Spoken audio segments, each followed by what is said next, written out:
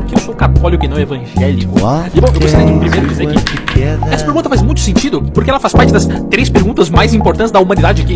É basicamente, se Deus existe, se Jesus é esse Deus que existe, e se por acaso Jesus foi esse Deus que existe, qual é a igreja que ele ficou? Qual é a igreja de Jesus? Porque certa vez um ateu veio me confrontar dizendo: o Deus cristão é um lixo, ele te joga no mundo com 15 mil religiões diferentes, só de igreja evangélica tem 8 mil diferentes, de deuses são mais uns 3 mil deuses diferentes, mas se eu errar e ir pra igreja errada ou adorar o Deus falso, eu vou pro inferno.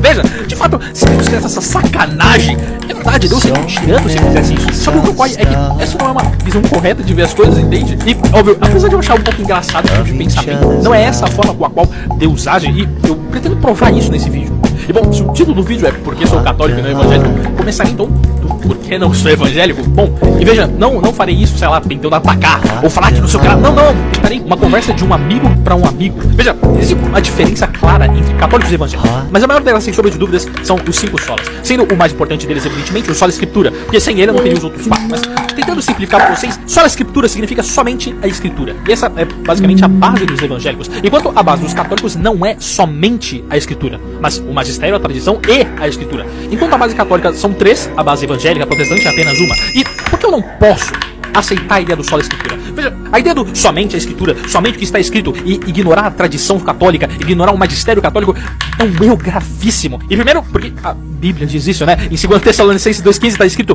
portanto, irmãos, permanecei firmes e guardai as tradições que vos foram ensinadas, seja por palavras, seja por carta nossa. Portanto, veja que em 2 Tessalonicenses, o apóstolo Paulo deixa claro que tanto as cartas, ou seja, os escritos da Sagrada Escritura, devem ser preservadas, tanto quanto as tradições apostólicas. E óbvio, por favor, não confunda as tradições dos rabinos judeus com as tradições apostólicas, como por exemplo o sinal da cruz, a oração pro Oriente, o rito do crisma, a unção dos enfermos, as práticas litúrgicas. Tudo isso faz parte da tradição apostólica, mas apesar disso já ser um problema grave que vai desembocar em outros problemas, existe um problema muito maior: o problema do texto da mulher adúltera. E é aqui que as coisas começam a ficar um pouquinho mais tensas. Veja, todos conhecem a história da mulher adúltera do Evangelho de João, ok? Caso você seja um ateu, um agnóstico e não saiba o que eu tô falando, é basicamente um dos mais famosos textos da Bíblia, onde existe uma mulher que pegou em adultério e ela estava prestes a ser apedrejada por judeus, até que Jesus intervém, dizendo: aquele que não tem pecado, que atira a primeira pedra. Todo mundo conhece a história.